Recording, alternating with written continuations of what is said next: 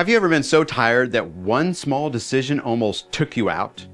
Not a life-changing decision, not should I sell the house, or should I change careers, or should I finally answer that email that has been aging in my inbox like cheese. I mean something simple. What do you want for dinner? And suddenly your soul leaves your body. You stare into the refrigerator like it contains prophecy. You open the pantry. You close the pantry. You open the pantry again because apparently maybe the granola bars rearrange themselves into a life plan. And somebody says, just pick something. But you can't. Not because dinner is complicated, because your brain has been deciding all day. Here's the core idea. Some people are not tired because they made bad decisions. They are tired because they have made too many decisions. And by the end of the episode, I want to give you a simple filter that can help you stop treating every decision like it deserves a seat at the executive table.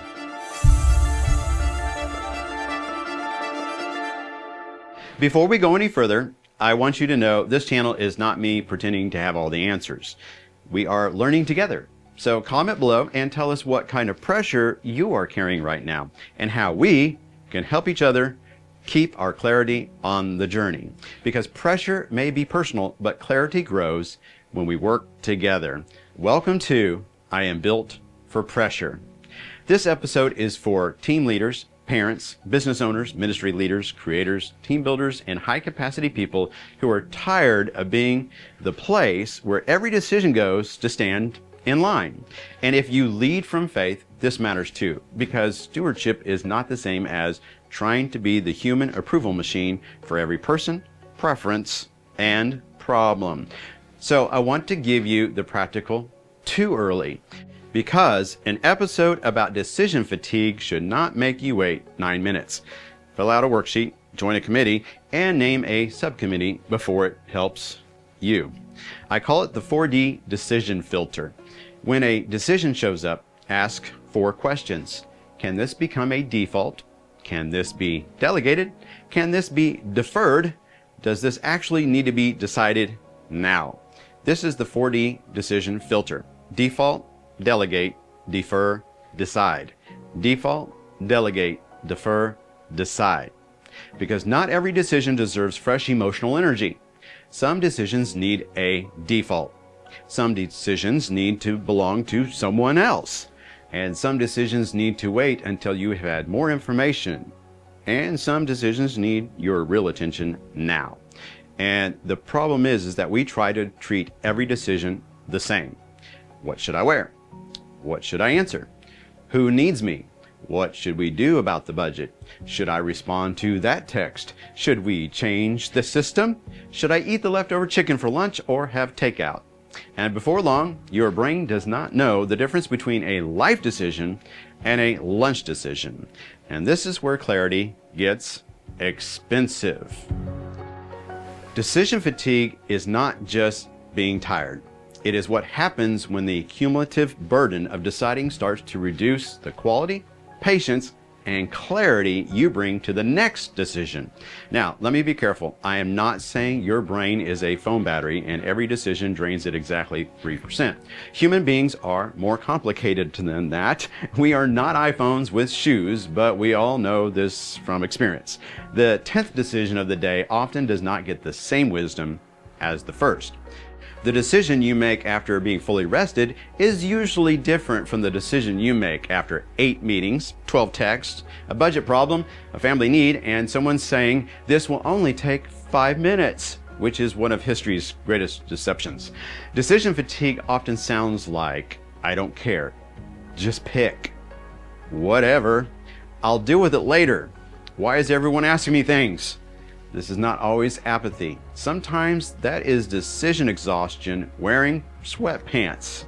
And here's the danger. When decision fatigue rises, people often do one of the 3 things. They avoid decisions, they rush decisions, or they outsource decisions to whatever is loudest. And the loudest thing is not always the wisest thing. And sometimes it's just found the microphone first. Allow me to tell you a story. Jeff Bezos once wrote about something Amazon was trying to protect as the company got bigger. Decision velocity, not just decision quality, decision velocity, because a lot of organizations do not fall apart because they never make good decisions. They get exhausted because every decision becomes heavy. Every decision needs another meeting, another approval, another slide deck, another person saying, let's circle back, which is corporate language for the decision has now entered the wilderness. Bezos described two kinds of decisions. Some decisions are like one-way doors. Once you walk through, you cannot easily come back. Those decisions need care. They need counsel. They need wisdom. They need somebody in the room saying, before we launch this spaceship, has anyone checked whether we pack snacks? But many decisions are two-way doors. You can walk through, look around, learn something, and if it's not right, you can come back. You can adjust. You can correct. You can change course. Now, here is where this gets important. As organizations get bigger, they often start treating two-way door decisions like one-way door decisions. And that is how teams get slow. This is how leaders get tired. That is how a simple decision walks into the building as a house cat and somehow leaves as a rhinoceros with a committee. Bezos also talked about disagree and commit. That means a leader or team may not have a perfect agreement, but once a decision is made, they stop draining the organization with endless re-litigation and move forward together. This is not just a business tactic. This is a decision fatigue lesson because the CEO does not need to personally bless every reversible decision. The team needs ownership. The decision needs a lane. The process needs a category. And the whole organization does not have to stop breathing until one person feels perfectly certain. Hold on to that phrase, decision lanes, because decision fatigue does not only come from having too many decisions, it comes from having too many unsorted decisions. Now, let me give you another story. When Steve Jobs returned to Apple in 1997, Apple was struggling and had a confusing product line. Walter Isaacson wrote that Apple was producing a random array of computers and peripherals, including many versions of the Macintosh. In other words, the company had options everywhere, products everywhere, complexity everywhere. And complexity is exhausting. It's exhausting for customers, for teams, for leaders, for everybody except the person who sells whiteboard markers. Jobs eventually drew a simple 2x2 grid. Consumer and professional, desktop and portable.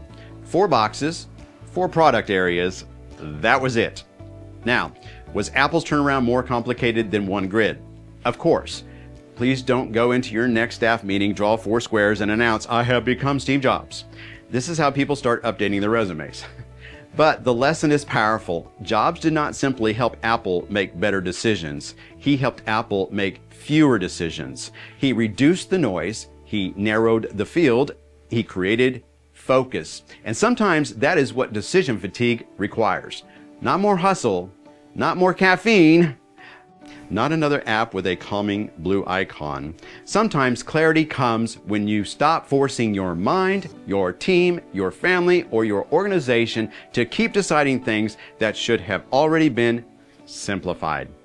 Amazon teaches us to sort decisions. Apple teaches us to reduce decisions. And you need both. Because if you sort nothing, everything feels urgent. And if you reduce nothing, everything keeps coming back. One of the reasons decision fatigue is so destructive is that many decisions are invisible. Nobody sees them. Nobody claps for them. And nobody says, wow, you really handled that ambiguous text message with courage and restraint. There is no trophy for not replying with what you originally typed, which frankly is probably good for civilization. But those decisions still count. Parents make invisible decisions all day.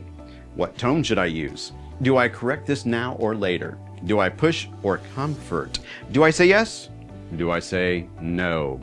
Now, ministry leaders and pastors make invisible decisions as well. Do I call? Do I wait? Do I address this publicly? Do I handle this privately? Do I challenge? Do I encourage? Business owners make invisible decisions too. Do we hire? Do we wait? Do we spend? Do we cut? Do we respond? Do we react? Do we pivot? Do we hold steady? This is why people can look fine but feel fried. They are not just doing tasks. They are carrying a decision load, and a decision load is like carrying a backpack full of coins. Every coin is small, but carry enough of them long enough, and suddenly your back is filing a complaint with management. So this week, I want you to take one area of your life or leadership and run it through the 4D filter. Not 14 areas, just one. Start with your morning, start with your inbox or your team, your family schedule, your meetings, your content workflow, your budget process. One area. All right, first, create defaults. A default is a decision you make once so you don't have to keep making it. Same morning rhythm, same planning time, same meeting structure, same grocery staples, same rule for what gets answered today and what gets answered tomorrow. Defaults are not boring, defaults are mercy. A default is your future self saying, thank you for not making me negotiate with my life before coffee. Some people think spontaneity is freedom. Sometimes it is, but sometimes what we call spontaneity is just disorganization with jazz hands. Second, delegate decisions with clarity. Delegation is not dumping. Delegation is not tossing a decision like a live raccoon into someone else's office and saying, good luck, champion.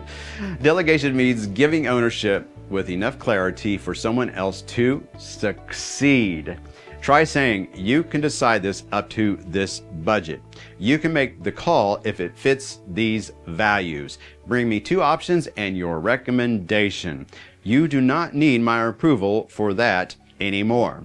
That last sentence may heal a whole team, because if every small decision requires your blessing, you have not built a team, you have built a permission factory, and everybody is tired. All right, third, defer decisions wisely. Not every decision needs to be made right now. Some decisions do need time. Some need more information. Some need a calmer nervous system. And deferring is not avoidance when you name when and how the decision will be made. Now, avoidance says, I do not want to deal with this. Wise deferral says, this matters, so I am going to decide it when I can bring clarity instead of residue.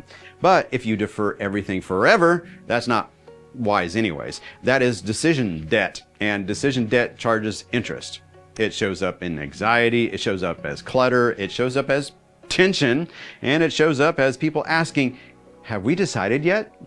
And if they have to keep asking, the answer is probably costing more than you think. All right, fourth, decide what actually deserves you. This is a big one. Some decisions need your wisdom. Some decisions need a system. Some decisions need a deadline. Some decisions need to leave your desk and go bother the person who actually owns them. Lovingly, of course, but firmly, because you don't need to make every decision better. You need a better way to decide which decisions deserve you. Okay, so let's go back to dinner. Remember the question? What do you want to eat? Dinner was not the problem. Dinner was the dashboard light. The real problem was unsorted decision load. Too many choices, too few defaults, too little delegation, too many two-way doors treated like one-way doors, too many options that should have been simplified a long time ago. Decision fatigue does not always mean you need more discipline. Sometimes it means you need better decision lanes. Amazon teaches us to ask, is this a one-way door or a two-way door? Apple teaches us to ask, what can we simplify so we stop deciding the same kind of thing over and over? And the 4D filter helps us ask, should this be defaulted, delegated, deferred, or decided? And that is the big reveal. You are not tired because every decision is heavy. You are tired because too many decisions have been allowed to become heavy. A tired mind does not need more options. It needs clearer priorities. And I want to say this personally. I am not building this because pressure no longer affects me. I am building this because pressure has taught me what clarity is worth. And decision fatigue is one of the places where clarity gets expensive fast. So this week, ask what needs a default, what needs to be delegated, what needs to be deferred, what actually needs to be decided now. That is how clarity comes back. Not by making every decision perfectly, but by making fewer unnecessary decisions in the first place. If you are trying to lead clearly in a world that keeps training people to live overwhelmed, subscribe and stay with me through this first season. And in the comments, write the word that would help you the most right now. Default, delegate, defer, decide. Just one word, if that's all you have. Next episode, we are talking about how to stay calm under pressure when everyone else panics. Because calm is not weakness.